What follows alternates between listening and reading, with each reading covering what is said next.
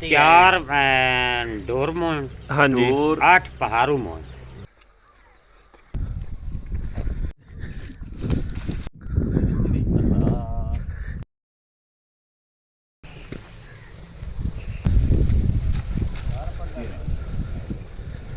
अस्सलाम वालेकुम,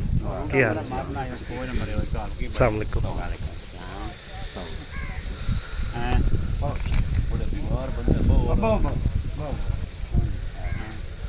लग गई सो जी हाँ 60 लग एक बार चली गई तो खुश गई है तो एक किलो आए एक हफ्ता एक किलो आ सारे टांग के ठीक है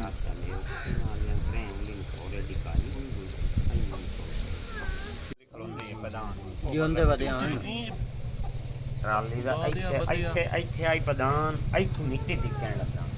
ਟਰਾਲੀ ਪਿੱਛੇ ਨਹੀਂ ਆਈ ਉੱਚੀ ਚਵਾ ਕੇ ਨਾ ਟੈਂਕ ਤੇ ਥੱਲੇ ਇਸ ਪੈਰ ਨਾਲ ਗੱਤੀ ਪੈਰ ਨਾਲ ਹੇਠ ਮਿੱਟੀ ਦੇਣ ਪੈਰ ਹੇਠ ਨਹੀਂ ਗਿਆ ਜੀ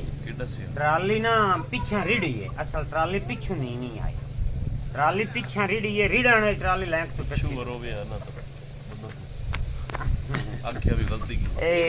बंदा तकदीर आई यार ये जिसले तकदीर हमदी है ना जी उसले कोई सारा मसला इवें हो जांदा है ना घर दा वड्डा उन 100 लोड़ थोड़ हुंदी ढेर हुंदी है ढेर ओ कहदा अच्छा मैं कल पूरे कर ले सब कोई 100 बाला कोई बच्चा वदोवे ना मालूम होवे बच्चा खुदा होवे ना मैं कर ये सब्जी फदी लिया पोतरा है ना कर लईए ते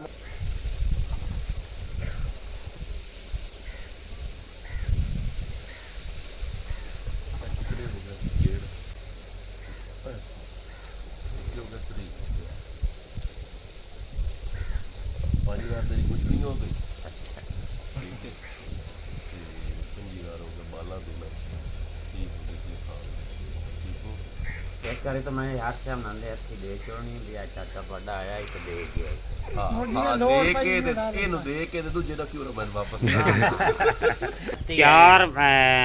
ढोर मोन। हाँ जी। 8 पहाड़ू मोन। शहरिया नु ढोरा दी नहीं समझ लगनी डंगर डंगर मरे डंगर 4 बड़े डंगर मरे हैं 4 बड़े डंगर मोन और 8 पहाड़ू 7 मोन 8 इसके